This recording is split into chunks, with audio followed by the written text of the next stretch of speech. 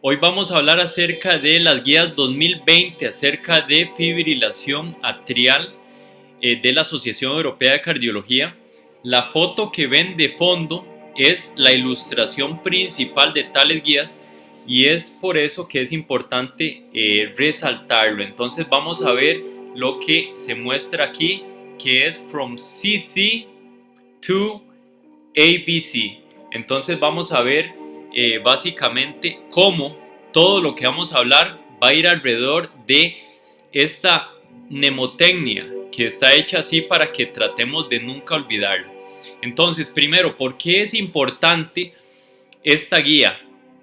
Porque esta guía exhaustiva de prácticamente 80 y resto de páginas es importante conocerla y estar actualizados con ella. Es porque estamos viendo que esta enfermedad afecta todo el orbe.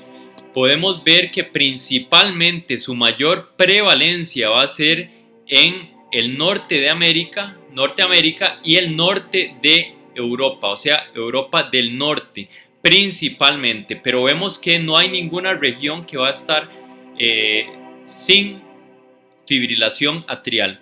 Así que vemos la definición de una pandemia, que es una epidemia que ocurre a nivel mundial sobre una gran expansión de área y que cruza fronteras, o sea, no hay distinción por fronteras, afectando muchas personas. Bueno, efectivamente, las enfermedades crónicas están convirtiéndose en esta nueva pandemia. Antes de que llegara el COVID, se hablaban en la mayoría de los libros de textos como la nueva pandemia eran las enfermedades crónicas.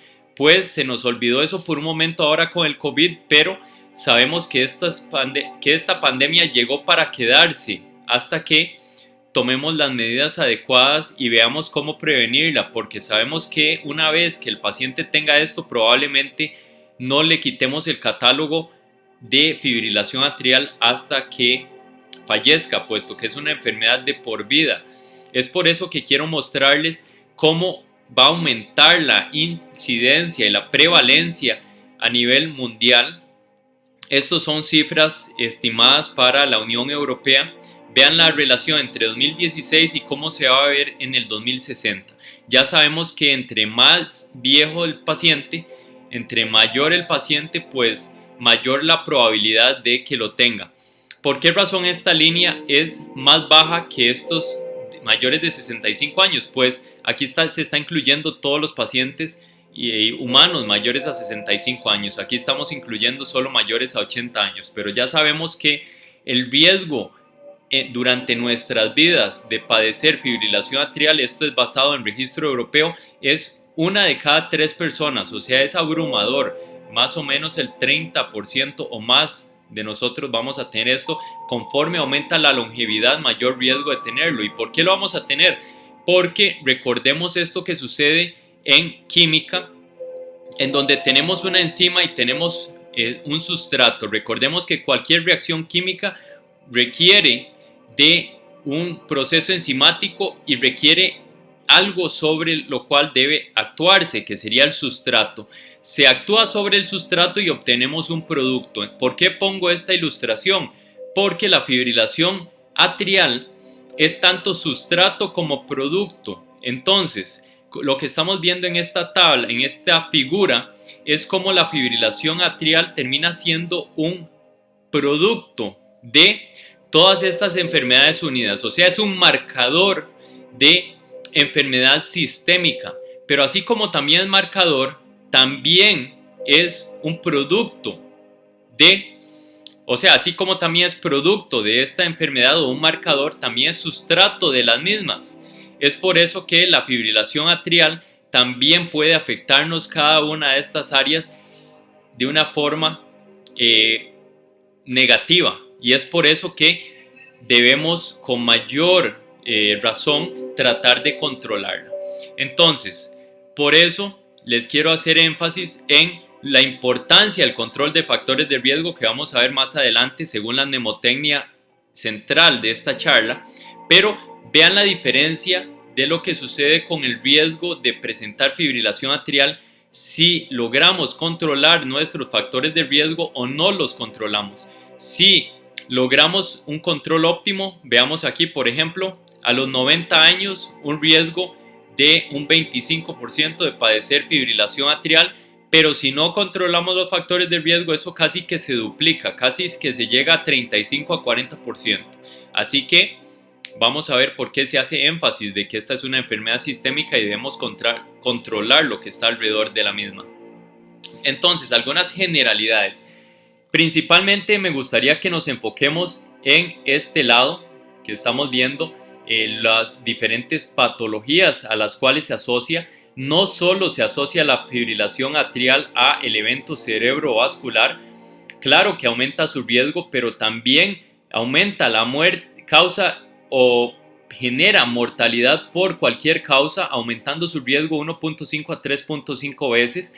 También nos afecta ese corazón. Muchos pacientes cardiópatas terminan generando fibrilación atrial, y la fibrilación atrial también propone empeoramiento de la misma.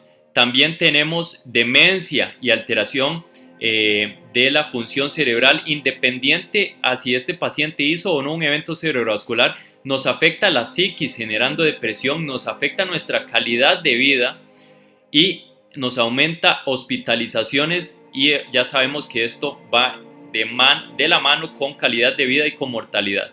Entonces, otro punto sumamente importante es que esta enfermedad puede ser completamente asintomática, o sea, el paciente no sabe que la tiene. Es por eso que vamos a ver que las recomendaciones de tamizaje de esta enfermedad es no solo si el paciente se siente bien. Por eso se habla ahora de tamizaje oportunístico como el sistémico, que vamos a ver a continuación. Y claro, pues si el paciente tiene síntomas, es más fácil y más rápido detectarlo, pero puede ser muy tarde. Entonces por eso queremos detectar estos pacientes, ojalá lo más temprano posible, y ya vamos a ver qué es lo que se propone. Claramente, si hay inestabilidad hemodinámica y esta enfermedad, vamos a detectarlo más rápidamente, o sea, en ese momento, pero puede ser que ya sea tarde en la evolución natural de la enfermedad. Otro punto importante en esta enfermedad es esto que vemos aquí.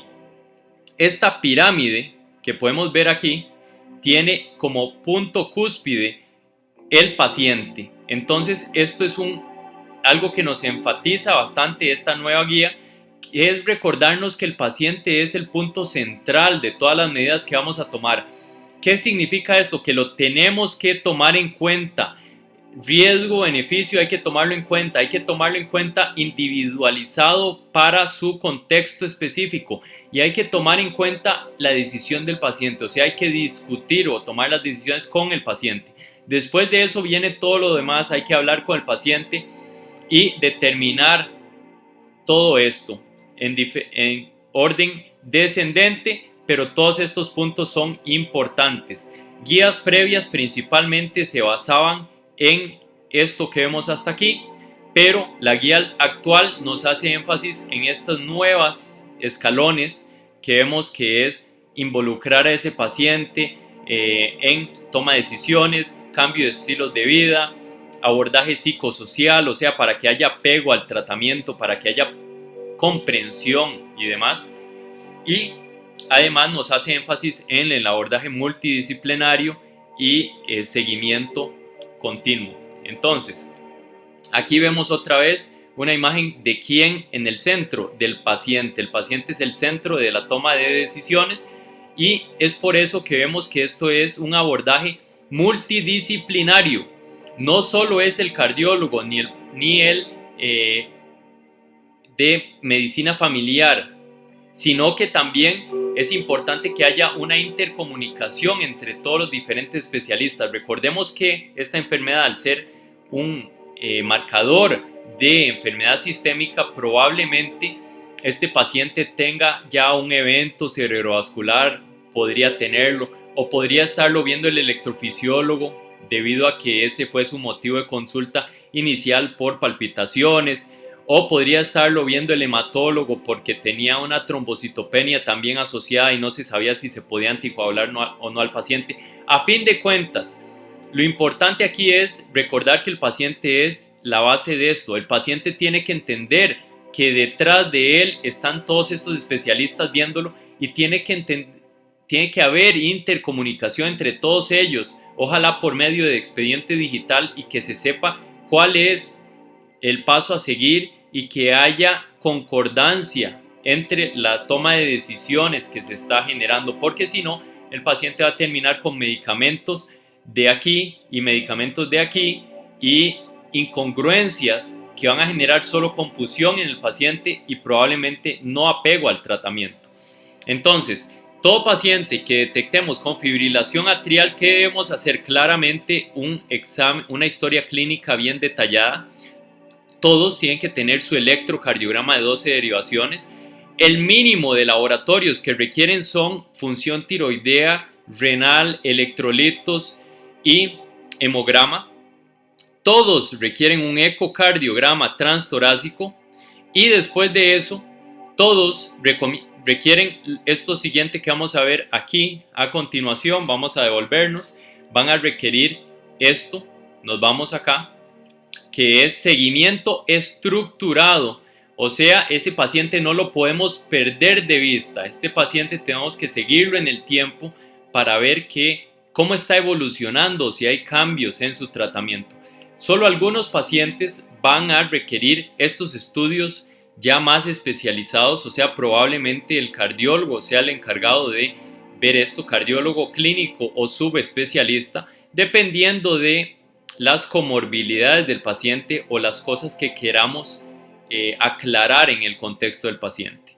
Entonces, esta es la imagen o ilustración principal de toda esta guía, que es From CC to ABC. Entonces, ¿qué quiere decir cada una? CC es primero confirm, primero confirmar la fibrilación atrial, luego caracterizarla, que su caracterización trae varias 4S AF scheme, o sea, son 4 S's que hay que seguir para caracterizar la fibrilación atrial, y luego tenemos cada letra A, B y C. Vamos a ir viendo cada una de estas en orden.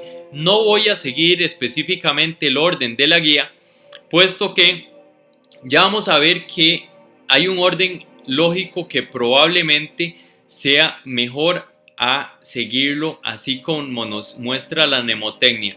Eso lo voy a ir explicando paso a paso y lo vamos a ir viendo a continuación. ¿Qué es lo primero que hay que hacer? Claramente es confirmar que tenemos fibrilación atrial. Entonces, ¿cómo vamos a confirmarlo? Primero tenemos que hacer ese diagnóstico.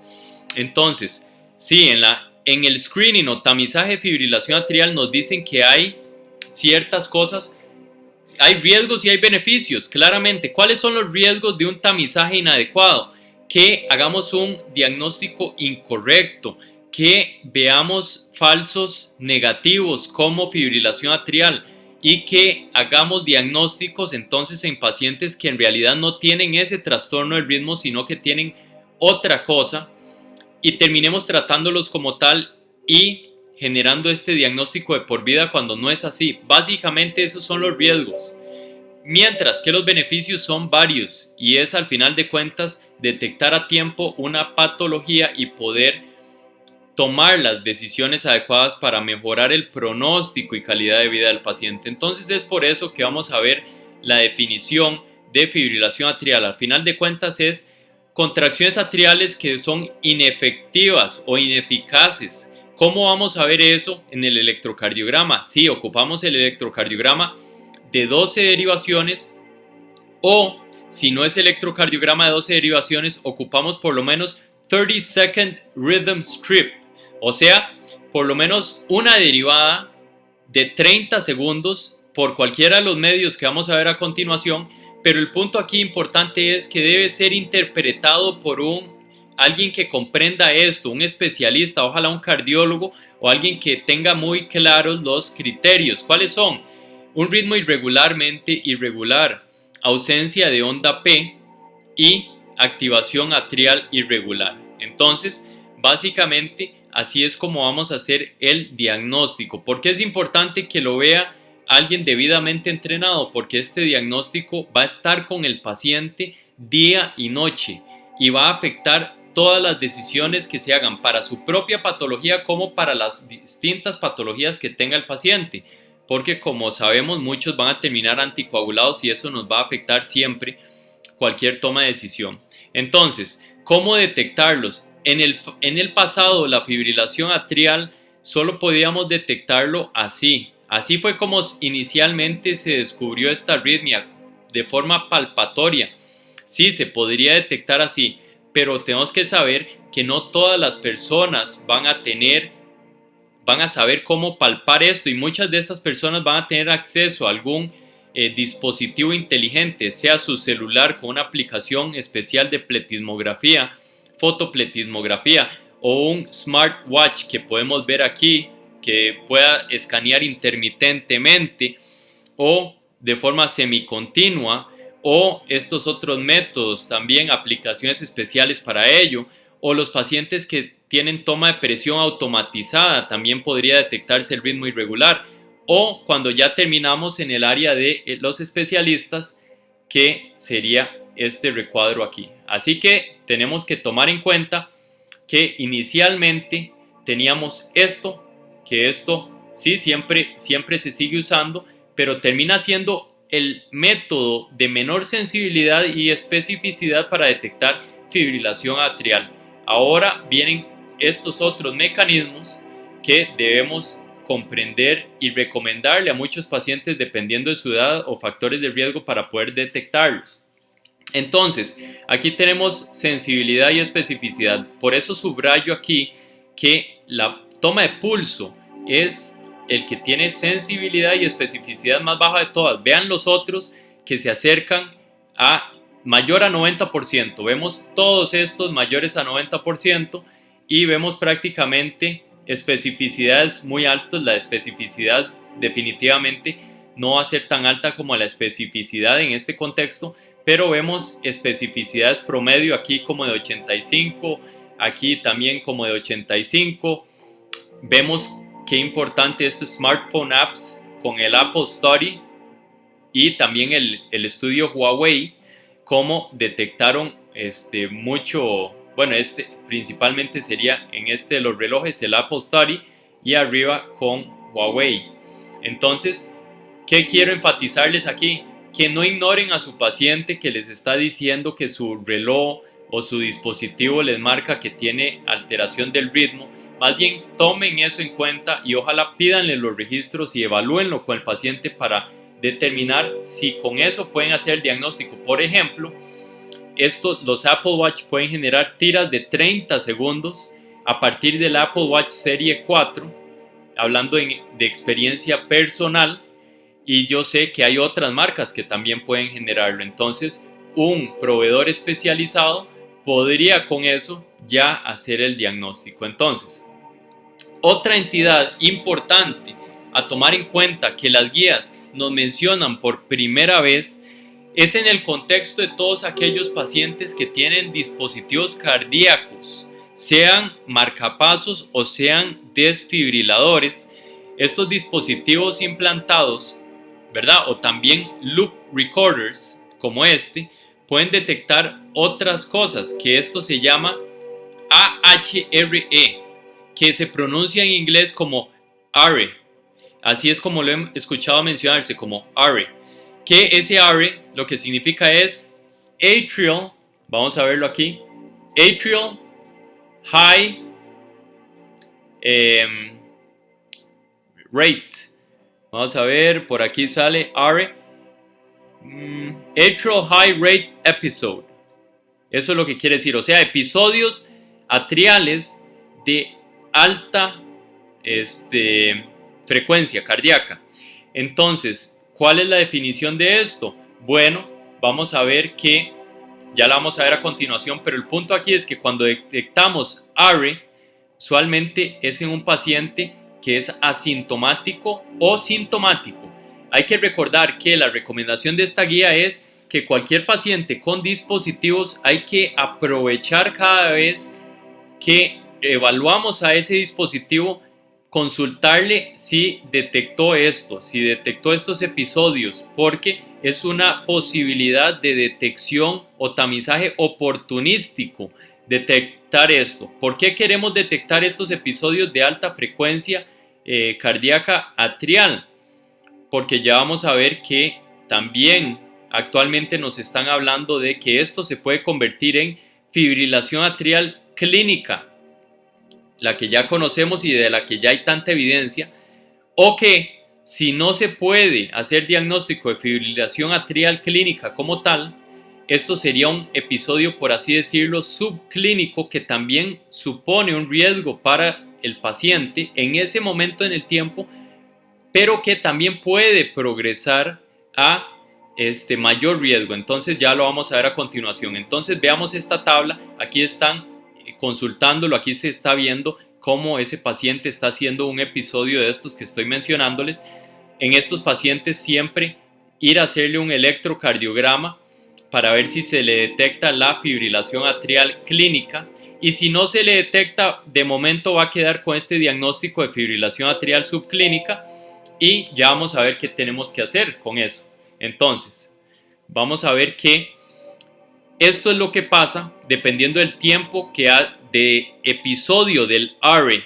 O sea, en un paciente que hace estos episodios de taquicardia, digamos que de 5 minutos a menos de una hora, en 6 meses, ¿cuántos de ellos progresaron a esta otra etapa? O sea, antes duraban menos de una hora. ¿Cuántos de ellos van a durar más de una hora en taquicardia 6 meses después? Aquí lo explica, 33%. O en esta tabla, los que duran en esos episodios 12 a menos de 23 horas, ¿cuántos de ellos van a progresar a más de 24 horas? Un 63% en cuestión de 6 meses. Y entonces, ¿qué significancia tiene esto? Bueno, la significancia es que basando esos episodios en tiempo con el CHA2-VASc, que nos habla del riesgo tromboembólico, así podemos hablar nosotros de cuántos van a ser tromboembolismos. Y aquí podemos ver que los pacientes que están haciendo eventos cerebrovasculares con ARE es más alto según el tiempo que estén en ARE o según factores de riesgo cardiovascular. Entonces es por eso que se hace la recomendación en el contexto de ARE, que se las digo a continuación, que es básicamente, vamos a ver, bueno, esto ya lo acabamos de hablar, cómo se detecta, cómo se hace el diagnóstico del mismo y cuál es la frecuencia cardíaca para detectar estos episodios. Es frecuencias cardíacas mayores a 175 latidos por minuto, y usualmente el tiempo mínimo de duración que se escogió de una forma tal vez aleatoria es mayor o igual a 5 minutos, y ahí vienen las diferentes casillas que ya vimos, 5 minutos a una hora, etcétera, etcétera. El punto aquí es que a mayor tiempo, mayor riesgo de tromboembolismo. Entonces, existe todavía información para reconocer el manejo óptimo de ARE y de fibrilación atrial subclínica, pero como ya vimos que hay riesgo aumentado, se hace una recomendación principal, que es esta. Entonces, a mayor factores de riesgo cardiovasculares, un CHA2-VASc mayor o igual a 2, con 2 o más criterios que non-sex criteria, o sea, que no dependientes del sexo, porque ya sabemos que la mujer nos da un punto. Non-sex criteria, mayor o igual a 2, o sea, mayor o igual a 2 en hombre o mayor o igual a 3 en mujer.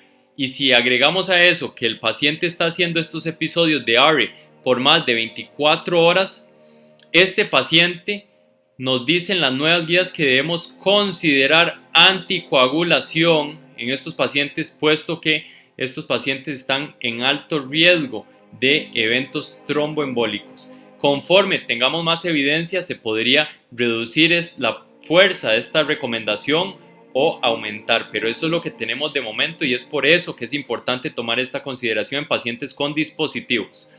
Ahora, aparte de confirmar, ya confirmamos que el paciente tiene fibrilación atrial clínica o tiene fibrilación atrial subclínica o tiene ARI.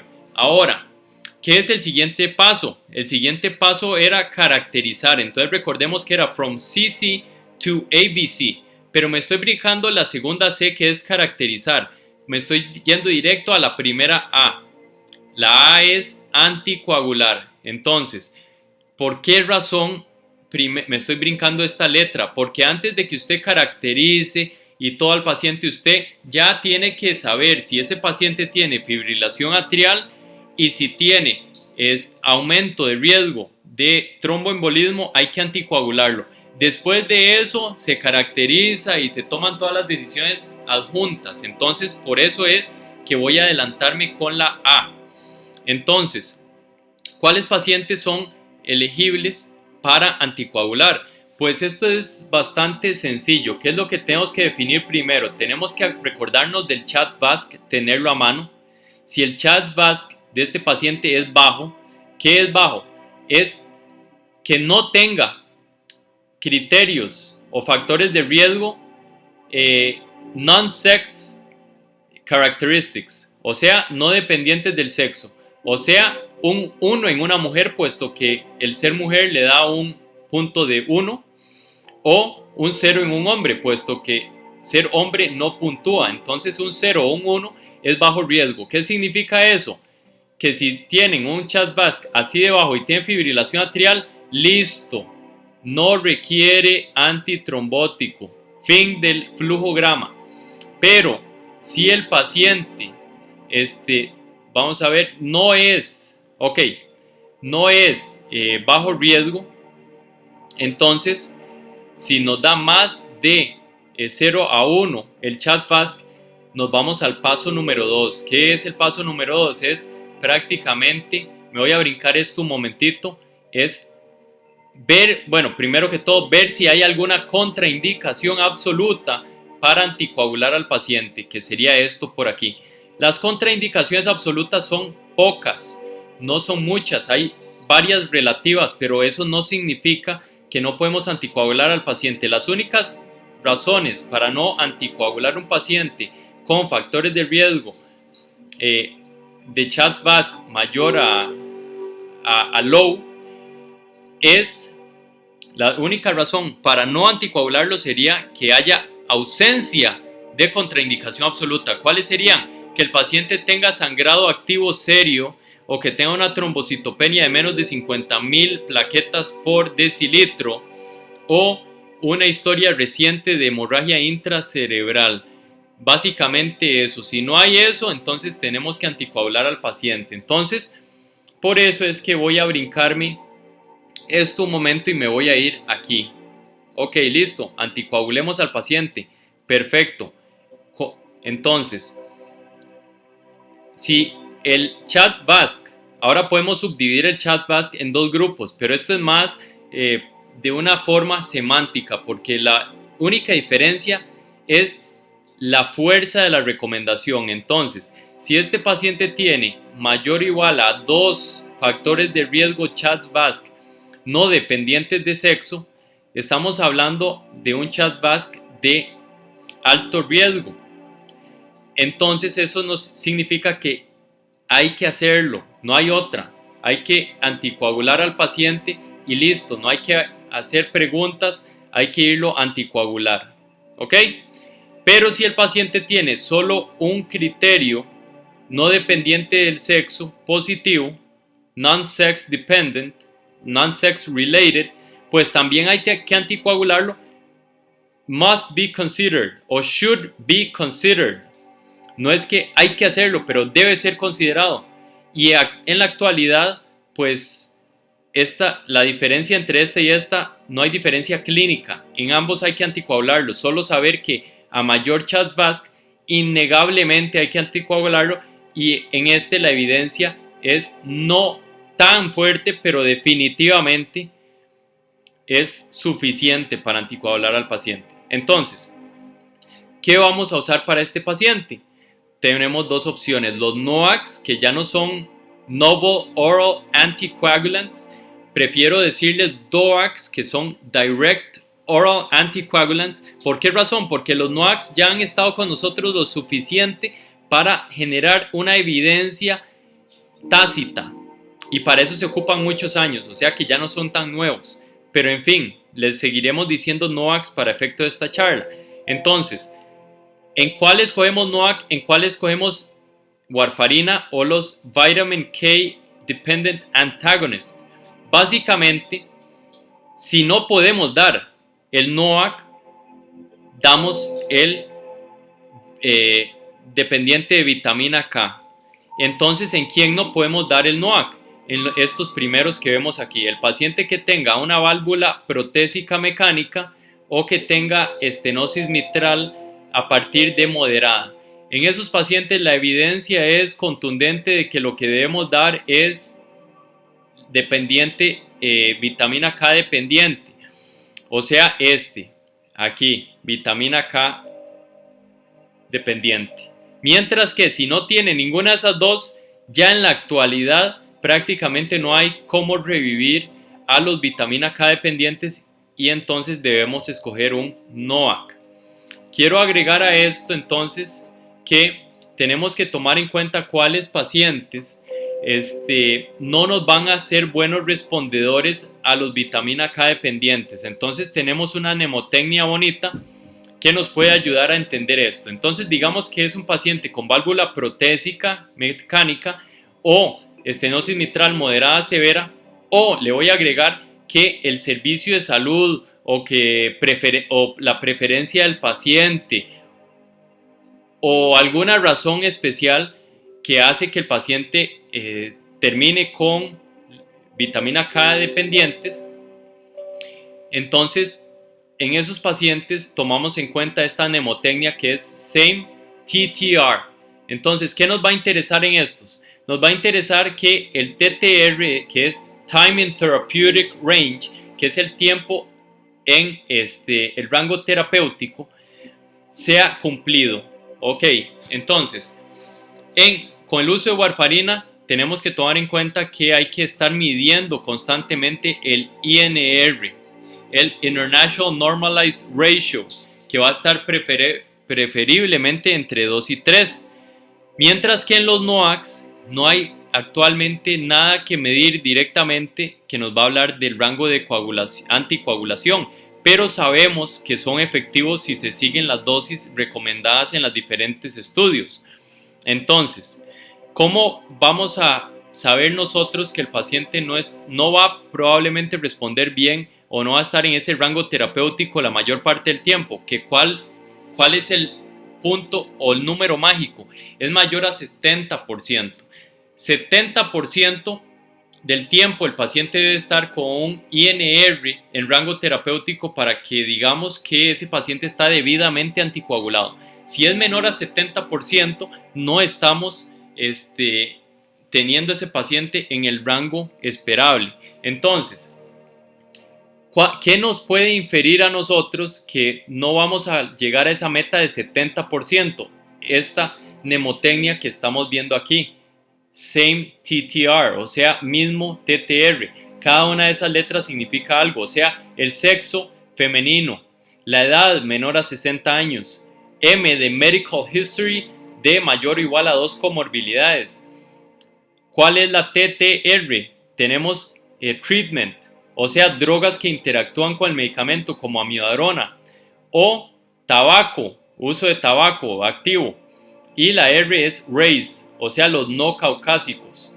Entonces, y básicamente eso sería. Y el último es, vamos a ver, eso sería, básicamente. Entonces, esos son puntos importantes a tomar en cuenta en cuanto a la anticoagulación. Ok, entonces, ahora en los pacientes que tienen una contraindicación absoluta para el uso de los anticoagulantes, o que tienen riesgo tromboembólico sumamente alto, en donde queremos ofrecerles algo adicional a la anticoagulación, o sea, casos muy puntuales, muy específicos, en donde han tenido, por ejemplo, eventos tromboembólicos a pesar de estar en rangos terapéuticos o estar bien apegados a su tratamiento anticoagulante diario, en esos pacientes está el debate actual de si pensamos en estos dispositivos que van a requerir uso de antiplaquetarios y algunos anticoagulación adicional, o usar los NOACs. Entonces, en paciente que estamos en rangos terapéuticos con vitamina K dependiente, que nos hacen un evento tromboembólico, probablemente la recomendación sea use el NOAC. Pero en paciente que ya está en NOAC y que sigue las recomendaciones de su uso y que hace otro evento tromboembólico, bueno, ahí viene el debate si cambio el NOAC o si le agrego también un dispositivo dispositivo que va a requerir también sus medicamentos que aumentan el riesgo de sangrado. Ahí viene la dificultad de la decisión. Entonces podemos ver que tenemos el Watchman, que el Watchman nos hace la acotación. Si el paciente tiene bajo riesgo de sangrado, pues claro, vamos a anticoagularlo y vamos a darle doble antiplaquetario por un tiempo prudencial. La anticoagulación va a ser hasta 45 días hasta que se selle bien la orejuela, y la aspirina indefinidamente con clopidogrel hasta 6 meses. Pero si es un paciente de alto riesgo de sangrado, pues no la tenemos que jugar sin darle la anticoagulación, y sí le vamos a tener que dar la aspirina y la clopidogrel como ya mencionamos.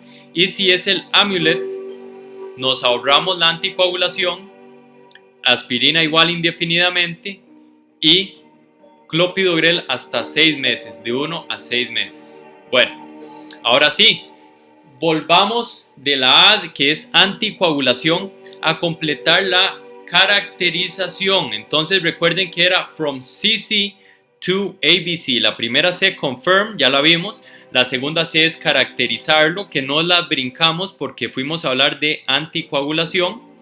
Como vimos, no mencionamos nada de la escala de Hasbled de sangrado. ¿Por qué razón? Porque el Hasbled no me debe determinar a mí si voy a anticoagular al paciente. Puede tener el Hasbled con toda la puntuación posible, pero eso no me va a definir que no puedo darle el anticoagulante al paciente, porque el riesgo va a ser mayor al beneficio de no dar la anticoagulación. Entonces es por eso que antes de caracterizar la fibrilación, de ver cuánto tiempo dura, de ver cuántos síntomas o no tiene el paciente, de ir a ver las comorbilidades del paciente, tenemos que determinar la anticoagulación. Es por eso que nos brincamos la caracterización. Y entonces, ahora sí, volviendo a la segunda C, caracterización. Why? Entonces la pregunta es, ¿por qué vamos ahora a caracterizar al paciente si ya lo tenemos anticoagulado? O si decidimos no anticoagularlo. Pues muy sencillo, porque caracterizar al paciente nos va a guiar las decisiones en cuanto al manejo, y también nos va a hablar de riesgos futuros. Entonces, ahora sí, veamos el Hasbled. El Hasbled, que nos habla del riesgo de sangrado, igual es una mnemotecnia que cada letra nos habla de un parámetro.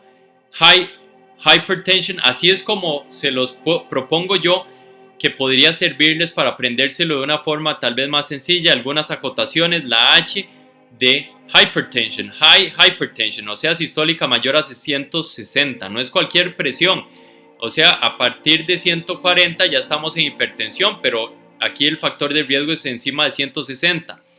La A, abnormal o altered o alterado. ¿Qué? ¿Función de qué? ¿Alterado qué? Función renal o hepática. S, stroke, un evento cerebrovascular. La B, riesgo de, o sea que ya ha sangrado, has bled before, la B de before o bleeding before. La L, un INR lábil, ya vimos que TTR efectivo es mayor a 70%, pero en este caso tenemos un TTR lábil que es menor a 60% del tiempo. La E, añoso o elder, adulto mayor, elder, mayor a 65 años. Y la D, drogas, o sea, drogas, sea medicamentos o sea uso de drogas concomitantes. Y el puntaje máximo aquí lo tenemos, ¿verdad? De 9. Entonces, bueno, otras ya vimos entonces que el Hasbled no puede tener el puntaje máximo, pero no significa que no vamos a darle anticoagulación al paciente si tiene mayor o igual a un factor de riesgo CHA2-VASc no relacionado con el sexo. No hay por qué no dárselo, pero esto sí nos va a servir en caso de que el paciente presente cambios en el Hasbled, digamos en nuestra consulta cada 6 meses con este paciente, si ya lo tenemos bien controlado, digamos que inicialmente tenía un Hasbled de 2 y a los 6 meses tiene un Hasbled de 4 a 5, eso nos habla de una forma bastante importante acerca del riesgo de sangrado. Entonces tenemos que citar a este paciente no en los siguientes 6 meses, en las siguientes 4 a 6 semanas. Tenemos que seguirlo más estrictamente para asegurarnos que todo esté bien y que no sangre, por ejemplo, un evento cerebrovascular. Eso también nos habla de que tenemos que controlar mejor sus comorbilidades y factores de riesgo. Entonces, aquí hay otros factores de riesgo que nos hablan de sangrado y riesgo de sangrado, que no son el Hasbled específicamente, la escala validada para esto, pero que nos pueden dar indicios de qué podemos intervenir. Ya sabemos que los factores de riesgo no modificables no podemos hacer nada por ellos, pero sí podemos alterar los potencialmente modificables y los modificables. Y hay ciertos biomarcadores que podrían servir, pero en las guías actuales no hay suficiente evidencia para determinar cuál va a ser su rol en estas determinaciones. Entonces, esta es la caracterización que la segunda C se manifiesta como the 4S AF Scheme, o sea, las 4 S de la caracterización. Vean esto, en paréntesis dice ST, SY, SB, SU. Vamos a tratar de encontrarle la lógica. ST, Stroke Risk. Perfecto, esa sí tiene sentido, una ST. La siguiente, SY, Symptom Severity, también tiene sentido, puesto que es las primeras 2 letras de la palabra en mención, pero al igual que en esta. Pero si vamos al tercero, vemos cómo esto cambia. Severity of Atrial Fibrillation Burden, SB. Pues ahí se nos fue el orden lógico de nuestro cerebro, puesto que severity, si seguimos el orden de lo que estábamos viendo en las 2 previas, deberían ser las primeras 2 letras, debería ser SE. Pero severidad de qué? Otra vez nos quedamos con la duda. Entonces aquí tratan de generarlo alguna forma de razonamiento lógico SB, que en lo personal me cuesta mucho aprenderme y no es no es intuitivo, es más bien counterintuitive, o sea, en contra de la intuición normal. Y la última es substrate severity. Ahí sí vuelve el orden lógico que estábamos pensando, que es las primeras 2 letras. Entonces, ¿cómo me gustaría a mí aprenderme esto?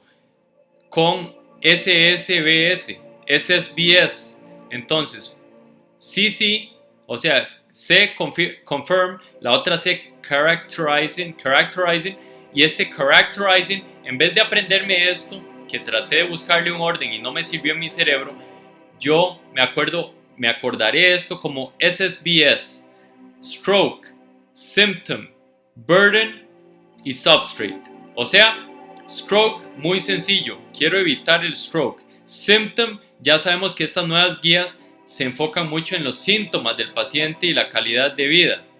Burden, ¿cuánto nos afecta? ¿Cuál es la carga de esta enfermedad? Entonces, ¿de qué nos habla eso? ¿Cuánto tiempo está este paciente en fibrilación atrial? ¿Cuál tipo de fibrilación atrial tiene? ¿Es paroxística, persistente o permanente, por ejemplo? ¿O cuánto tiempo total tiene este paciente en fibrilación atrial? Y no hay que decir severity of burden, porque es algo, suena un poco que está de sobra. Con solo decir burden, pues podemos caracterizarlo nosotros. y substrate es el sustrato. Ya sabemos que la fibrilación atrial muchas veces es el sustrato. En cualquier reacción química, sustrato se convierte en un producto. Entonces, ¿qué quiere decir la palabra sustrato? Vamos a ver, sustrato es qué más está generándonos, esta fibrilación atrial. Ir a buscar las comorbilidades, ir a buscar esas otras reacciones de sustrato que van a culminar en fibrilación atrial, perpetuar la fibrilación atrial y empeorarla. Entonces, así me lo aprenderé yo, Characterizing SSBS, Stroke, Symptom, Burden, Substrate. Listo. Ahora, vamos a ir viendo una por una. Entonces, la primera S es Symptom Severity. Ese Symptom Severity, lo que queremos ver es qué tan severos son los síntomas. ¿Cómo vamos a determinar la severidad de los síntomas? Lo podemos determinar de una forma subjetiva, solo preguntándole al paciente cuánto te molesta esto, o podemos tratar de hacer una escala más objetiva. Entonces estamos tratando de objetivizar los síntomas con esta nueva escala de la ERA, de la Asociación Europea de Heart Rhythm. Entonces, esta es la propuesta para poner un número a estos síntomas. Veamos que una ERA de 1 es que no hay ningún síntoma. Una ERA de 4 es que es totalmente discapacitante, incapacitante. Una ERA de 2B es moderado, o sea, tiene síntomas el paciente, pero no le afecta su vida cotidiana, pero son molestos. Y básicamente ahí tenemos esta clasificación de severidad de los síntomas. Ahora vamos a pasar a hablar, ya hablamos de stroke risk, que era usar el CHA2-VASc. Esto era cuando determinamos si anticoagulábamos o no. Acabamos de hablar aquí de la clasificación ERA para objetivizar los síntomas. SS, Stroke, Symptom, BS. Entonces, B, Burden. ¿Cuál es el burden ahora? Estos son los términos que recomienda esta nueva guía. Como pueden ver, en ningún lado dice lone AFib. No dice. ¿Por qué no dice eso? Porque ya sabemos que la fibrilación atrial usualmente es un marcador de enfermedad sistémica. Entonces, aun muchas veces no reconocemos el sustrato que está produciendo la fibrilación atrial y le ponemos lone AF como si fuera benigno, pero no es benigno y eso nos puede generar confusiones mentales. Por eso es que se recomendaron desaparecer ciertos términos que ni siquiera menciono aquí los otros, solo menciono los importantes. Entonces aquí tenemos la base de el burden. Entonces, first diagnosed, o sea, acabo de hacer el diagnóstico. Antes de eso el paciente no tenía diagnóstico. Paroxístico, termina espontáneamente o con intervención en menos de una semana. Persistente, pues es más de una semana. Y cuando dura más de un año, estamos hablando de persistente de larga duración o long standing persistent.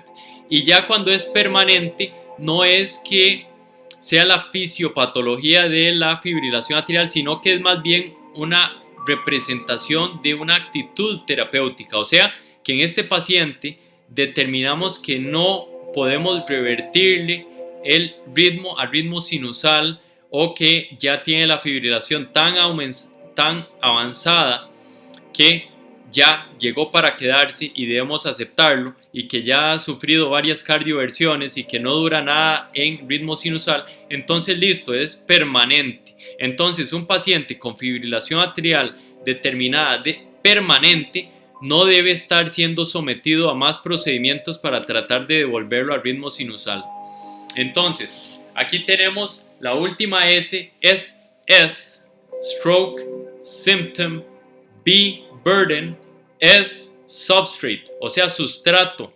¿Qué cosas están alrededor ahí empeorando o generándome esta fibrilación atrial? Y aquí vemos que para esta que viene, Substrate Severity, aquí pongo que muchas veces esto lo vamos a ver en seguimiento, Y en la consulta con cardiología, muchos de estos pacientes van a requerir la consulta con cardiología. ¿Por qué razón? Porque queremos ver si este paciente tiene o no insuficiencia cardíaca. Va a requerir entonces probablemente un ecocardiograma, o va a requerir consulta con algún especialista, por ejemplo, si tiene hipopnea obstructiva del sueño, para que le evalúen esa parte y mejorarla. Entonces, aquí tenemos los diferentes factores de riesgo o sustratos de los que hay que abordar para mejorar el manejo de esta fibrilación atrial.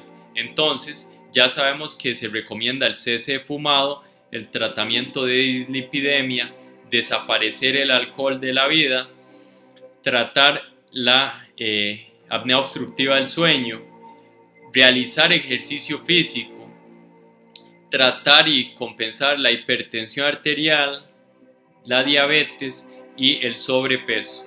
Y además, ¿qué otra cosa? Todos estos pacientes ya sabemos que ocupan imagen cardíaca, por lo menos un ecocardiograma, y dependiendo de sus características, por ejemplo, si no sabemos por qué un paciente que no tiene mayor dilatación, o la dilatación del atrio izquierdo por ecocardiograma no es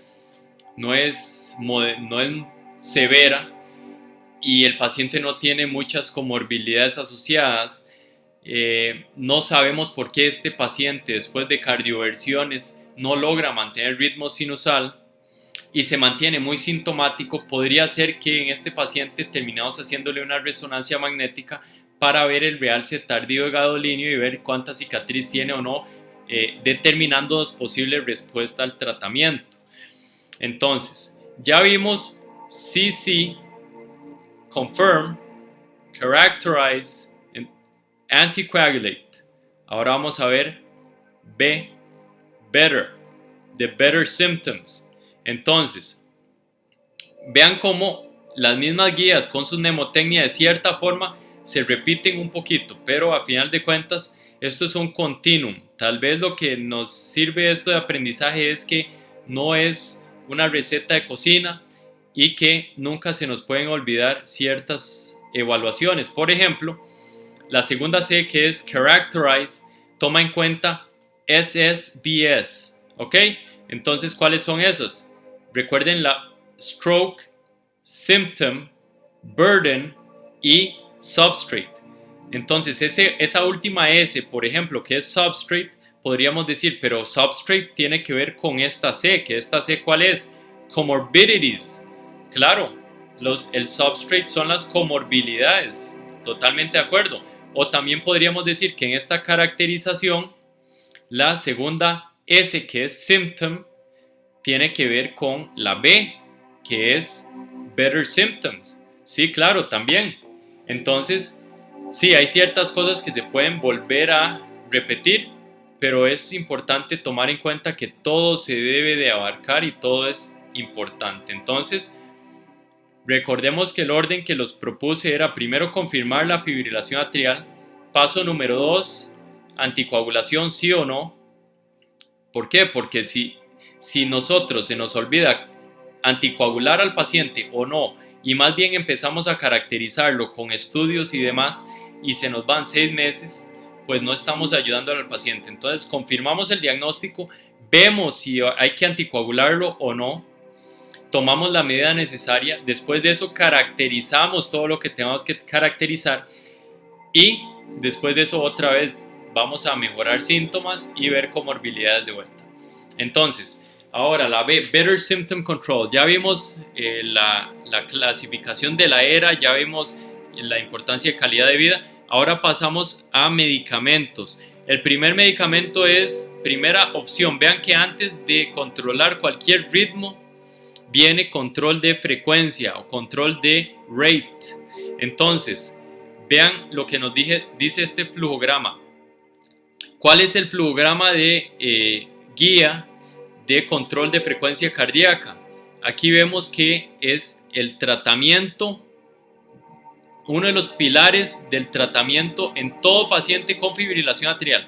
Entonces, la gran mayoría de nuestros pacientes con fibrilación atrial, si no es que todos, a no ser que no tengan una contraindicación para algún medicamento para controlar la frecuencia cardíaca, dígase frecuencias cardíacas muy reducidas, limítrofes, o degeneración importante del sistema de conducción, pues ahí el riesgo es mayor al beneficio de darle un medicamento que controle frecuencia. Pero si no tenemos contraindicación, aquí tenemos que es la primera alternativa de terapia con ausencia de síntomas o síntomas de cualquier severidad. O sea, definitivamente nos va a ayudar hasta en el paciente asintomático.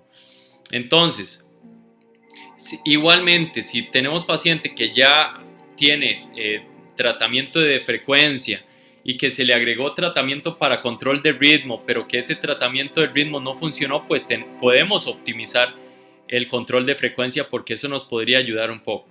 Bueno, entonces, se ha visto, según este estudio principalmente pivotal, el estudio RACE, el RACE, que es un estudio aleatorizado en donde se vio que el control estricto de frecuencia cardíaca entre 80 o más, o no tan estricto de frecuencia cardíaca de hasta 110 latidos por minuto, no asociaron una diferencia en el punto compuesto de eventos clínicos de la clase funcional NIHA o de hospitalizaciones. Entonces, ¿cuál es la evidencia al día de hoy? Que no tenemos que ser tan estrictos con el control de la frecuencia. El paciente no nos va a hacer taquicardiomiopatía por frecuencias menores, digamos frecuencias de 105 latidos por minuto todo el día. Entonces, menor de 110 es la meta inicial de control de frecuencia. Eso es lo que nos dice la guía. Si después queremos controlarlo aún más, podemos tomar esa decisión, pero inicialmente esa es nuestra meta. No es tan exigente y son buenas noticias, porque no siempre es fácil controlar estas frecuencias. Entonces, hace la acotación también de que en caso de que tengamos nosotros un paciente que tenga un dispositivo cardíaco, se pueden hacer ciertas cosas adicionales, que se puede bajar la frecuencia hasta los 80 latidos por minuto, o si tiene marcapaseo biventricular con resincronización, también se puede bajar más. En fin, hay otras adiciones al poder programar nuestros dispositivos, claramente. Entonces, nos dice la guía que hay que considerar el control del ritmo o ablación del nodo atrioventricular si hay síntomas o deterioración de la función ventricular o taquicardiomiopatía, a pesar de medicamentos que nos controlen frecuencia o control de frecuencia por medio del dispositivo. Entonces, ahora pasamos a escoger cuál es el medicamento para controlar la frecuencia. Entonces podemos escoger basado en esto, principalmente. Si veamos la fracción de eyección, ¿cómo está? ¿Está reducida o está preservada? Entonces, si está preservada, puedo escoger beta bloqueo o bloqueador de canal de calcio no dihidropiridínico. Esa es primera línea. Pero si el paciente está en insuficiencia cardíaca con fracción de eyección menor a 40%, entonces se nos va la opción de bloqueador de canal de calcio. Solo nos quedamos con el beta bloqueo como opción 1. Si el paciente tiene enfermedad obstructiva pulmonar, pues no podemos escoger el beta bloqueo. La primera línea va a ser bloqueador de canal de calcio. Y si el paciente tiene preexcitación o flúter, idealmente ablacionar. No es que sea sintomático o no, o sea, si tiene patrón de preexcitación o tiene flúter, además de fibrilación atrial, mejor ablación ese paciente. ¿Por qué razón? Porque es un peligro que el estímulo se vaya por la vía rápida, y entonces por eso debemos ablacionar. Entonces, una vez que escogemos el tratamiento, aquí tenemos el paso 1. Ese es el paso 1. Ahora vamos a ir a ver al paciente, cómo está.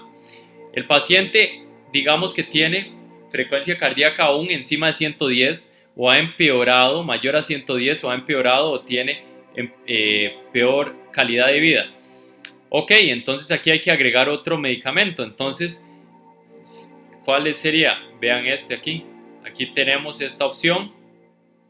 Entonces, agregar algún medicamento de los que mencionamos. Aquí puede agregar digoxina, si no tenía beta bloqueador, agregarlo, o si no tenía canal de calcio, agregarlo.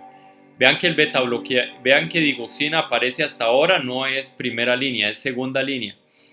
Si el paciente igual empeora, entonces seguimos igual, podemos agregar también hasta amiodarona, que de cierta forma puede reducir la frecuencia cardíaca en 10 a 15 latidos por minuto, que igual no va a ser primera línea.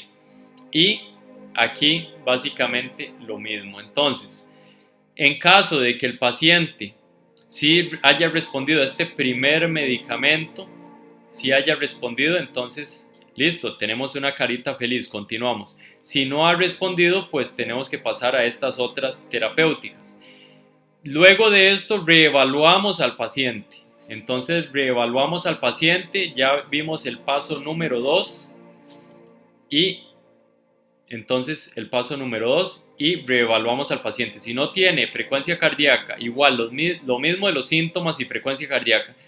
Si no tiene nada de eso, entonces pasamos al tratamiento de tercera línea, que sería asociar 3 medicamentos, por ejemplo, que es lo que estamos viendo aquí. Y si sí tiene, si sí tiene, vamos a ver, 3 medicamentos, o también podemos considerar el resincronizador cardíaco, sea con marcapaseo o con desfibrilador, o colocación de marcapaso y ablación del nodo atrioventricular. Entonces, esas son las distintas opciones que tenemos. Vean que aquí colocación de marcapaso es tercera línea, no es primera ni segunda línea. Entonces, aquí tenemos los ejemplos de los distintos medicamentos. Lo que subrayé aquí son los medicamentos que tenemos nosotros en la Caja Costarricense del Seguro Social, principalmente. Aquí vemos el beta bloqueo, que de estos el que tenemos principalmente es el atenolol y el carvedilol. Y luego tenemos de los no dihidropiridínicos, principalmente usamos verapamilo. Tenemos la digoxina, que ya esto es segunda línea, y este es segunda línea también, segunda, tercera línea de estos, y estos pueden ser primera línea, cualquiera de estos. Entonces, cada uno con sus acotaciones, tomar en cuenta que el tratamiento intravenoso es para ese paciente que ocupamos, ojalá controlarle frecuencia agudamente, que está en fase de inestabilización, y el paciente estable, crónico, pues podemos dar la pastilla vía oral. Entonces, pasamos ahora al ritmo. Entonces ya controlamos frecuencia, ahora vamos a pasar al ritmo. Entonces, el ritmo lo vamos a controlar dependiendo de los síntomas. Como vimos, frecuencia no dependía de los síntomas, podíamos controlarlo independiente si tiene o no síntomas el paciente. De hecho, la mayoría de los pacientes se van a beneficiar, mientras que el ritmo solo en caso de que el paciente tenga síntomas o alteración de su calidad de vida. Ahora bien, aquí hicimos también un cambio en el orden de la guía. Como ustedes pueden ver, en este orden, la estrategia que mencionan primero es cardioversión, y en segundo lugar viene medicamentos antiarrítmicos, y en tercer lugar la ablación. Y esto está así por algo que vamos a ver a continuación. Entonces, por eso es que paso número 1 propongo la cardioversión, porque vamos a ver que la mayoría de nuestros pacientes, independientemente tengan o no características de reversibilidad, prácticamente a todos hay que intentar en algún momento, por lo menos una vez, la cardioversión, siempre y cuando estén sintomáticos, porque hay pacientes que, aunque no tengan muchas características de que su cardioversión mantenga el ritmo sinusal a través del tiempo, puede hacer que sí funcione. Entonces es importante hacerlo. Y otra cosa, bueno, lo vamos a ver a continuación. Entonces vamos a ver la diferencia entre el paciente hemodinámicamente estable y el inestable. El paciente inestable es muy sencillo, no hay más que estudiarle. Independientemente tenga o no este paciente un trombo en su orejuela izquierda o en el atrio o donde sea, el paciente está inestable. Tenemos que cardiovertirlo porque si no se nos va a morir. Entonces es por eso que inmediatamente hacemos la cardioversión eléctrica, no farmacológica. Se recomienda en el paciente inestable eléctrica. Luego, si tenemos el paciente que está estable, ahora sí, tenemos que ir a ver si ya el paciente estaba anticoagulado previamente o no. ¿Por qué razón? Porque la cardioversión supone un riesgo de embolismo si ya tenía un trombo intracavitario, debido a ese cambio brusco del ritmo del corazón a sinusal. Entonces, si el paciente ya estaba anticoagulado, el riesgo es pequeño y es por eso que inmediatamente dicen proceda con la cardioversión y después siga este tratamiento que vamos a ver al final. Entonces ahí también es muy sencillo, pero las cosas se complican un poquito cuando el paciente no estaba ya con tratamiento anticoagulante. Detectamos fibrilación atrial y queremos cardiovertirlo. Entonces se recomienda hacerlo lo más pronto posible. Entonces tenemos que anticoagular primero a este paciente y luego ver cuánto tiempo está durando, cuánto tiempo lleva este paciente en fibrilación atrial. Entonces, si el paciente ya lleva más de 48 horas en fibrilación atrial o la mayoría de los casos de pacientes que no sabemos cuánto tiempo tiene de estar en esto, entonces debemos de considerar hacer este procedimiento como electivo, o sea que debemos anticoagular por lo menos 3 semanas, y si no queremos anticoagular 3 semanas antes de la cardioversión, debemos de hacer un eco transesofágico que sí logre ver bien la orejuela y el atrio izquierdo por trombos. Ahí sí podemos realizarlo. Por otro lado, si la fibrilación atrial lleva menos de 12 horas o entre 12 y 48 horas, entonces hay dos fuerzas distintas de recomendación. Debe ser considerada la cardioversión temprana después del inicio de la anticoagulación en estos pacientes, y este es el candidato ideal que va a ser prácticamente igual para los dos grupos. Va a ser el candidato que tiene una fibrilación que ha durado menos de 12 horas y no tiene eventos previos de tromboembolismo, o el paciente que tiene 12 a 48 horas y un CHA2-VASc bajo. Cualquiera de esos dos pacientes son ideales para cardiovertirlo en esas primeras 48 horas, ¿verdad? De fibrilación atrial. Entonces, esta es la otra opción que tenemos: retrasar la cardioversión. Entonces, esto se llama wait and watch, o sea, esperar y ver qué pasa. ¿Por qué esperar y ver qué pasa? Porque la gran mayoría de los pacientes que hacen fibrilación atrial van a revertir en las próximas 48 horas. Entonces podemos esperar a ver. Recomendación 2A.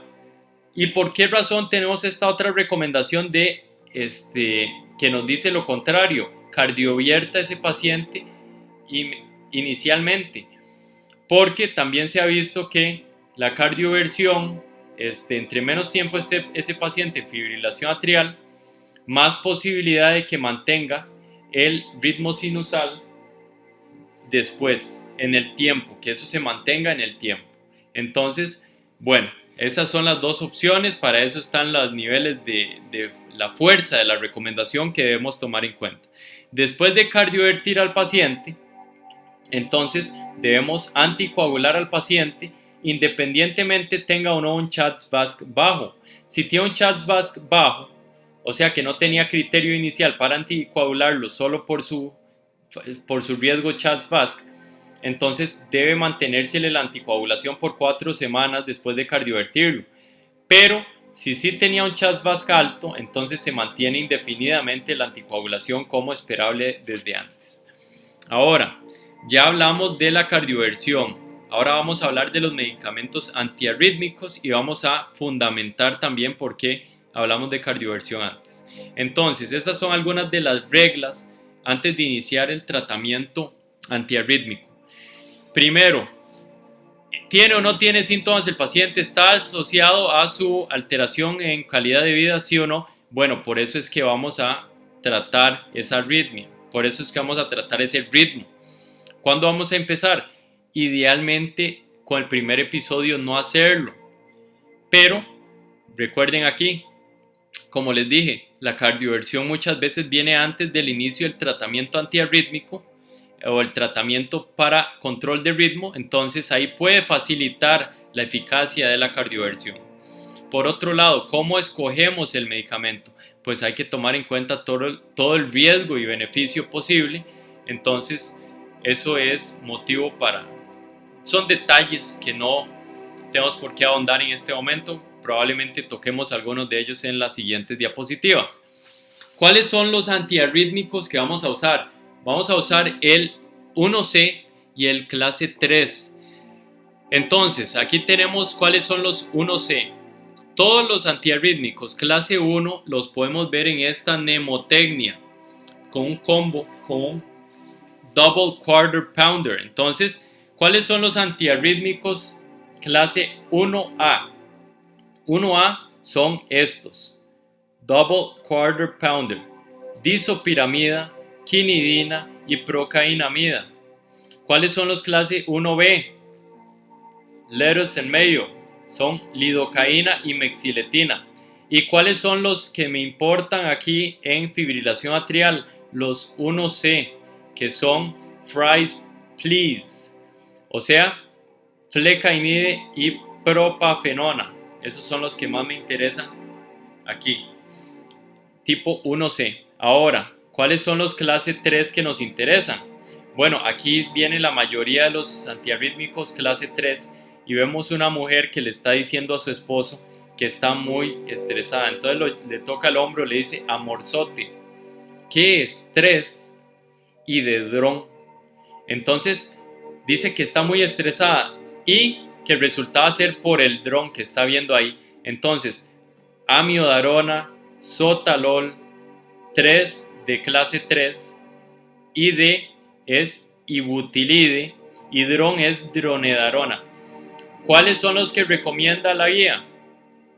Amiodarona, sotalol y dronedarona. Perdonen ahí, viene para acá. Bueno, dronedarona. Entonces, esas son las mnemotecnias que les dejo para aprenderse los medicamentos antiarrítmicos, control de ritmo para fibrilación atrial. Entonces, ahora sí, vamos a ver cuándo vamos a escoger estos medicamentos.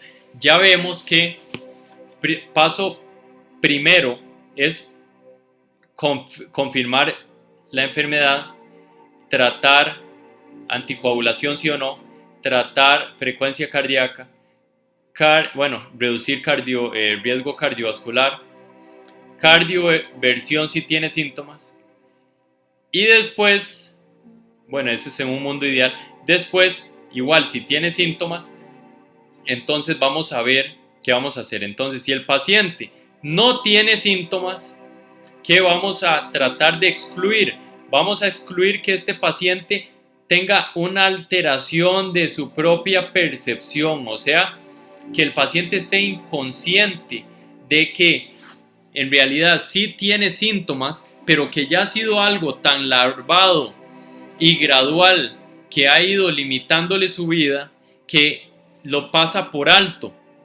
Entonces, ¿cómo nos vamos a dar cuenta que este paciente en realidad tiene limitación de su actividad física o de su calidad de vida por síntomas, aun cuando el paciente no le reconoce como su causa? Con esto, con la cardioversión. Es por eso que otra vez volvemos a mencionar la cardioversión. Vean que aquí no hemos dado todavía tratamiento para el ritmo y ya estamos cardiovirtiendo al paciente para desenmascararle los síntomas y sus limitaciones. Entonces, ahora sí, digamos que esa cardioversión sí nos muestra que el paciente dice, bueno, ahora me siento mucho mejor. O sea que sus síntomas sí estaban relacionados a su fibrilación atrial. Entonces, si tiene síntomas y si tiene síntomas, vamos a ir a tomar estas distintas medidas. Ok, si los síntomas no tienen nada que ver con su fibrilación o si no tiene síntomas, ya sabemos que este paciente está siendo controlado por frecuencia cardíaca, por lo menos. Si los síntomas sí son relacionados, vamos a ir a buscar factores que puedan decirnos que este paciente responda bien a tratamiento de control de ritmo. ¿Cuáles son? El paciente joven o primer episodio o que no tenga todavía taquicardiomyopatía o que no tenga alteración estructural cardíaca, comorbilidades, que su frecuencia no sea difícil de controlar, que no sea precipitada su fibrilación atrial por enfermedades agudas o, bueno, decisión del paciente. Ok, si tiene factores que promueven un control con antiarrítmicos, entonces tomemos esta decisión. Podemos darle drogas antiarrítmicas o podemos aislar las venas pulmonares, porque ahí se van a originar la gran mayoría de focos de fibrilación atrial. Entonces, en algunos pacientes muy selectos podemos pensar en ablación quirúrgica o toracoscópica de su fibrilación atrial. Bueno, eso es lo que vamos a ir a hacer.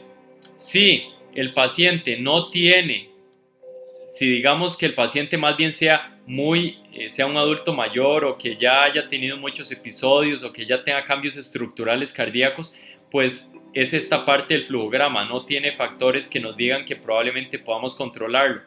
¿Qué debemos de ir a hacer? Controlar lo controlable, revertir los factores de riesgo modificables, considerar referir al paciente al electrofisiólogo, pues obviamente aquí también vamos a requerirlo en este caso, y ver otra vez factores de riesgo y ver otra vez si este paciente se podría beneficiar de estos medicamentos, que probablemente al final de este flujograma, si siguiera, no le vamos a evitar el uso de un antiarrítmico con solo seguir esto como si fuera una receta de cocina. Lo único que sabríamos es que la probabilidad de que responda bien va a ser más baja. Y bueno, es básicamente eso. Entonces, ahora vamos a ver ciertos principios del tratamiento antiarrítmico. Entonces, tenemos que tener muy claramente en nuestra mente que los antiarrítmicos tratan de reducir el burden, tratan de reducir los síntomas, no los van a desaparecer, ni van a desaparecer los síntomas por completo probablemente, ni van a mantener ese paciente siempre en ritmo sinusal, pero sí van a ayudar, eso es importante. Por otro lado, si un antiarrítmico para control de ritmo falla, podemos lograrlo con otro medicamento, no desistamos, intentemos otro, cambiémoslo. Debemos tomar en cuenta riesgos y beneficios, pues cada medicamento es proarrítmico. Todos los antiarrítmicos son proarrítmicos también. Y en ciertos medicamentos como amiodarona hay eventos o efectos extracardíacos a tomar en cuenta. Entonces, ¿qué es lo más importante a tomar en cuenta en estos pacientes? Con el uso de control de ritmo, que hay que sopesar o hay que darle mayor importancia a la seguridad del medicamento sobre su posible eficacia para guiar las medidas terapéuticas, porque ya sabemos que la eficacia va a ser idiosincrática por un lado, mientras que primer paso es ver que sea seguro para el paciente. Entonces, en resumen, ¿cuáles medicamentos podemos usar y cuáles no podemos usar? Entonces, si tenemos y eso es indicación 2A, ¿verdad? Entonces, debe considerarse el control del ritmo y en caso de un corazón estructuralmente sano, podemos usar los antiarrítmicos clase 1C y clase 3. Ok. Y otra opción es la ablación con catéter que vamos a ver a continuación. Como vemos aquí es un círculo, se hace un círculo, entonces podemos pasar de ablación a medicamento o de medicamento a ablación. Esto se toma según el contexto y decisión con el paciente. En caso de que tengamos enfermedad estructural cardíaca, enfermedad arterial coronaria o HFpEF, solo nos quedan estas opciones, nos quedan prácticamente todos excepto flecainide y propafenona, o sea, sacamos los 1C y nos quedamos con los antiarrítmicos clase 3, mientras que si ya tenemos HFrEF, o sea, fracción de eyección menor a 40%, nos quedamos solo con amiodarona o con ablación. Entonces, algunas recomendaciones acerca del tratamiento antiarrítmico a largo plazo. Tomar en cuenta que la amiodarona no debe ser la primera opción a tomar en cuenta debido a que el paciente está propenso a toxicidad extracardíaca. Entonces, primero considerar otros medicamentos.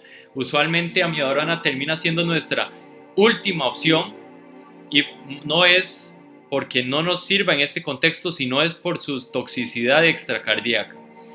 Dronedarona sí lo podemos usar para pacientes con fracción de eyección o función del ventrículo izquierdo levemente alterada, mientras que propafenona y flecainide solo en función ventricular normal, sin alteración estructural, si no ni lo piensen. Sotalol, todos estos pacientes hay que monitorizarles muy bien el QT, los niveles de potasio y el aclaramiento de creatinina. Luego, no se recomienda dar tratamiento antiarrítmico en esos pacientes con FA permanente. Ya dijimos que si tiene FA permanente es una decisión terapéutica, ya aceptamos que el paciente va a vivir con ello y no tenemos por qué estar agregando cosas. Si estamos agregando cosas, se llama fibrilación atrial permanente o permanente de larga duración. Ahora, en cuanto a la ablación con catéter, antes era visto como segunda o tercera línea, pero está ganando terreno y ya está en una aceptación mucho mayor debido a que la ablación con catéter actualmente se ha demostrado como mucho más segura en los estudios más recientes. Entonces, en lugares experimentados, que es donde se recomienda realizarlo, su tasa de complicaciones es mucho más bajo a lo pensado inicialmente o a lo visto inicialmente. Entonces, como es seguro y es bastante eficaz, entonces es una opción viable. Ya sabemos que ablación con catéter es otra medida para control del ritmo, entonces aquí obviamente el paciente tiene que estar sintomático y tenemos las distintas opciones. En resumen, ¿qué nos quiere decir esta tabla? Lo que nos quiere decir es que entre la ablación con catéter en paciente que tenga insuficiencia cardíaca con fracción de eyección reducida o taquicardiomiopatía inducida por FA, ahí tiene usted su indicación clase 1. De una vez es de elección. ¿Por qué? Porque tiene alta ayuda en la reversibilidad de esa disfunción, altera el pronóstico del paciente más directamente. Ahí sí es primera línea. Pero en paciente que tiene menor alteración como FA paroxística, entonces vemos que es una indicación que debe considerarse, pero no es la primera indicación. Probablemente en este caso nos vamos por medicamento antiarrítmico como primer paso y después a ablación con catéter si necesario. Entonces, como podemos ver, esto es un estira y encoge, viendo si respondió al medicamento o no respondió. Si responde al medicamento, continúelo. Si no responde, considere a la ablación según su fuerza de recomendación. Pero en ninguna de estas vemos un recuadro rojo de no considerar. En cualquiera de estas puede considerarlo siempre y cuando tenga fundamento y el paciente esté sintomático. Entonces, ahora vamos a ver la siguiente letra. Ya vimos CC to AB. Entonces ya vimos confirm, characterize, anticoagulate, better symptoms y sigue comorbidities, comorbilidades, Entonces, ¿qué nos quiere decir esto? Todos los factores de riesgo, todos los sustratos que nos están generando empeoramiento del paciente con su fibrilación atrial. Recomendaciones en general, tenemos trate todos los factores de riesgo y enfermedades concomitantes. Modifique y convierta su vida en estilo de vida saludable. El tamizaje es importante, el oportunístico a partir de 65 años.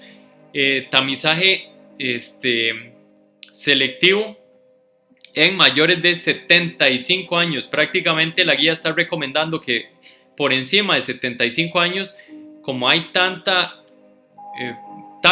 una tasa tan alta de detección de fibrilación atrial y una incidencia tan alta a mayor edad, que prácticamente después de los 75 se estén tamizando casi que todos los seres humanos.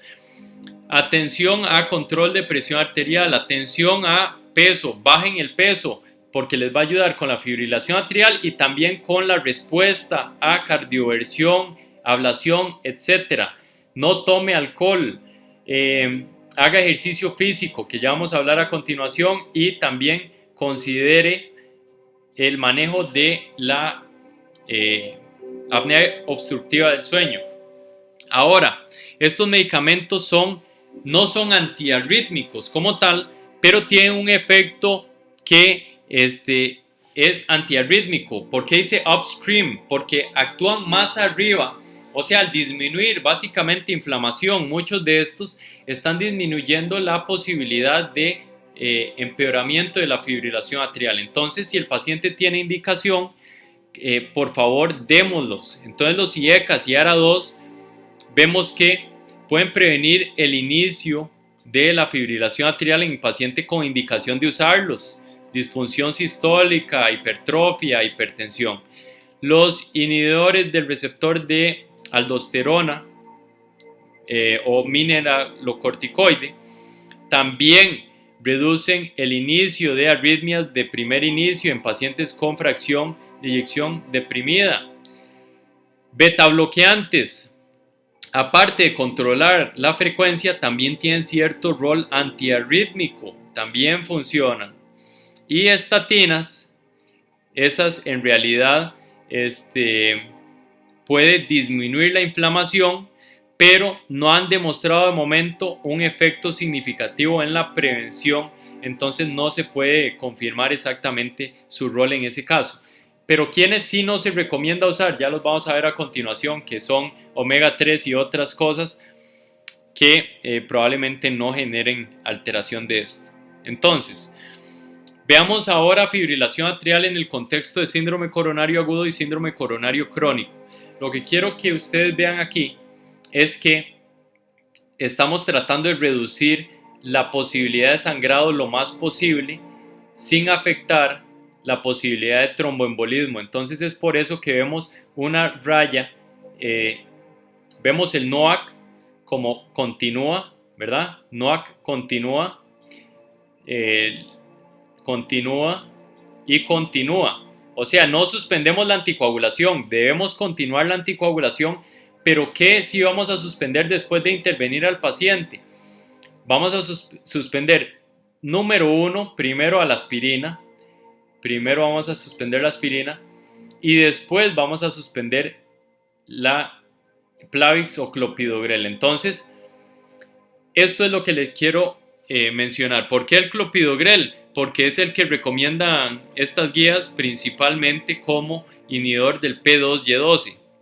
Entonces, primero, tenemos que ver factores de riesgo trombótico. Entonces, primero vamos a ver cuánto riesgo tiene de trombosis este paciente, que nos la puede dar las comorbilidades o nos la puede dar la enfermedad arterial coronaria que tenga el paciente o los hallazgos en el cateterismo o el procedimiento si es complejo. A mayor carga trombótica, más tiempo hay que mantener la doble antiagregación con el anticoagulante. Entonces, probablemente en un paciente con alta carga trombótica, tenemos que mantener el P2Y12 no hasta aquí, sino hasta acá. En vez de 3 meses o 6 meses, tenemos que mantenerlo hasta prácticamente el año en el contexto de un síndrome coronario agudo. Pero tenemos que tomar en cuenta también cuál es la posibilidad de que nos sangre este paciente, puesto que lo tenemos con doble terapia antiplaquetaria y también anticoagulado. Entonces, ahí es donde tenemos que poner la balanza y ver riesgo-beneficio, y basado en esta balanza, escoger hasta dónde vamos a llegar esta antiagregación. Entonces, por lo menos la aspirina hasta un mes de momento, idealmente en promedio, mientras que van a haber posibilidades de variación entre el tiempo que usemos el inhibidor de P2Y12. Luego, vamos a ver si aquí tenemos el paciente que se le puso un stent, hay que usar esos 3 medicamentos. El paciente que se trató médicamente, o sea, no se puso stent ni se llevó a sala de intervención coronaria, solo P2Y12 junto con el NOAC. Y el síndrome coronario crónico, podemos ver que la línea esta del P2Y12 es más pequeña que en el caso de un síndrome coronario agudo, porque probablemente este paciente que fue escogido de una forma electiva, entonces podemos mantener esta antiagregación con P2Y12 menos tiempo.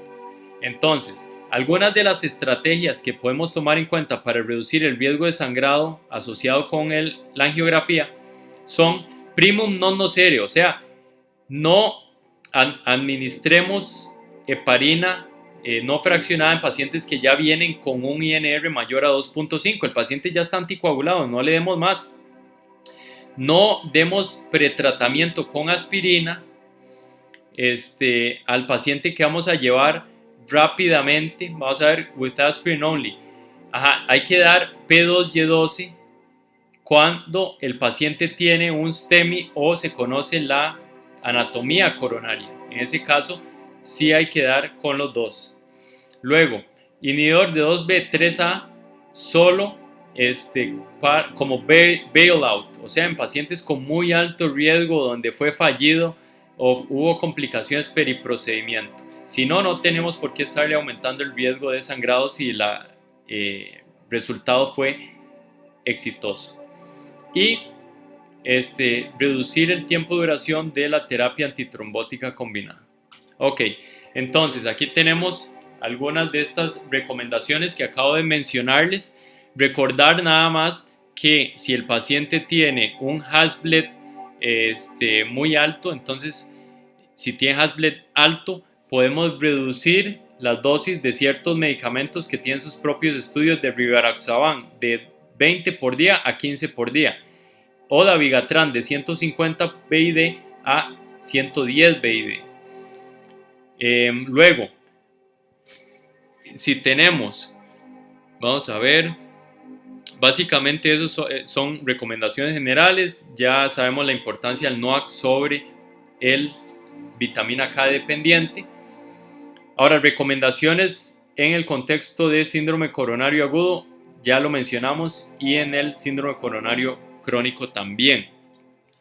En el contexto del paciente que nos hace un evento cerebrovascular, entonces el paciente está anticoagulado y nos hace un evento cerebrovascular hemorrágico, pues eventualmente tenemos que volverlo a anticoagular. La recomendación es que sí, hay que volverlo a hacer porque el riesgo a no anticoagularlo es mayor al beneficio de dejarlo sin nada. Entonces tenemos que tomar en cuenta factores de riesgo de que le vuelva a suceder. Definitivamente hay que actuar sobre factores de riesgo modificables. Entonces, como que controlar la presión, controlar perfil lipídico, alejarse de cualquier droga innecesaria y ver si el paciente tiene medicamentos que no tienen una indicación clara, como antiplaquetarios o simpaticomiméticos. Después de eso, vamos a tomar en cuenta riesgos adicionales de iniciar la anticoagulación de nuevo. Para eso debemos de hablar con el neurólogo para tomar esa decisión en conjunto, y después de esto vamos a usar el anticoagulante de nuevo, sabiendo que puede variar la fuerza de estas recomendaciones, pero de momento lo que se recomienda es que se inicie de 2 a 4 semanas después del evento cerebrovascular hemorrágico otra vez la anticoagulación, o sea, should be considered. Mientras que si el paciente tiene una causa irreversible de sangrado o no pudimos cambiar ningún factor de riesgo, o sea que creemos que le va a pasar exactamente lo mismo y no pudimos prevenir nada, entonces ahí consideramos cierre de orejuela, podemos considerarlo. Y como vemos, no darle terapia al paciente está en cuadro gris, o sea, prácticamente no tiene fuerza de evidencia, no sabemos si va a tener algún tipo de evidencia o no. De momento lo único que podemos hacer es seguir la evidencia que tenemos por aquí. Entonces, recordar que esos pacientes que tienen en objetivado hemorragia intracerebral pequeña, que sería bleeds micro, o sea que independientemente de la presencia o no de sangrado intracerebral, el riesgo de no dar el medicamento es más alto que darlo, exactamente. Entonces, en el paciente que tiene sangrado activo de cualquier origen, ¿qué es lo que hay que hacer? Controlar el sangrado definitivamente, paso número 1. Paso número 2 es estabilizar al paciente, exámenes de sangre y demás. Paso número 3 es, ok, ¿cuál medicamento estaba usando? ¿Estaba usando vitamina K dependiente o estaba usando un NOAC? Si estaba usando un vitamina K dependiente y tiene un sangrado menor, entonces vamos a retrasar el reinicio del medicamento o warfarina hasta que el INR esté menor a 2. Mientras que si el sangrado es moderado a severo, podemos dar transfusión, podemos controlar la causa de sangrado y después, cuando debemos reiniciarlo, se recomienda vitamina K y B. Y en caso de sangrado severo, frenar todo esto y aquí ya estamos hablando de unidades de plasma fresco congelado o complejos protrombínicos. Luego, en el caso de NOAC es muy similar, prácticamente es muy similar, solo hago las acotaciones de que en el NOAC, en sangrado leve, hay que nada más no dar una dosis o no dar el medicamento por un día. Si el sangrado es moderado o severo, tomar en cuenta que podemos darle carbón activado o charcoal para que absorba eso en el estómago justo después de darlo o para la última dosis. Y si el sangrado es severo, entonces podemos, si hay antídoto, dar el antídoto y dar darucizumab, si no me equivoco, y si no damos protein complex, complejo protrombínico, que la recomendación son 3 a 4 unidades. Entonces, ahora en el contexto de cardiopatía congénita, este es el adulto que es portador de cardiopatía congénita.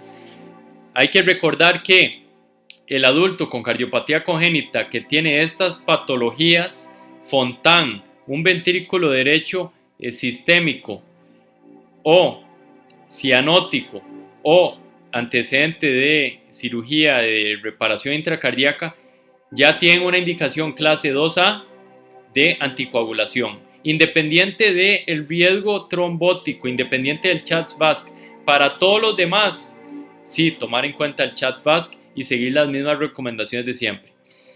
Luego, el paciente que tiene que hacerse una cirugía, ¿verdad? Por alguna otra razón, por ejemplo, cierre de comunicación interatrial, ahí se puede considerar la cirugía para su fibrilación atrial, otra vez 2A. Se debe considerar, y se puede considerar ablación con catéter con catéter de las arritmias cardíacas en centros experimentados, y también antes de la cardioversión se recomienda eco transesofágico más 3 semanas de anticoagulación. Como tiene más riesgo de tromboembolismo, se recomienda no solo el eco transesofágico, sino que además del transesofágico también 3 semanas de anticoagulación. Para la mujer embarazada es importante tomar en cuenta que el hecho de que esté embarazada no contraindica que se cardiovierta. Si está inestable hay que cardiovertirla. Si tiene miocardiopatía hipertrófica, ojalá se cardiovierta también si tiene FA persistente. Ibutilide y flecainide funciona con las mismas indicaciones que en paciente no embarazada. Y para el tratamiento largo plazo con medicamentos, recordar que podemos generar teratogenia y otras alteraciones y que la evidencia actual en ellas depende de principalmente vitamina K dependientes y de heparina.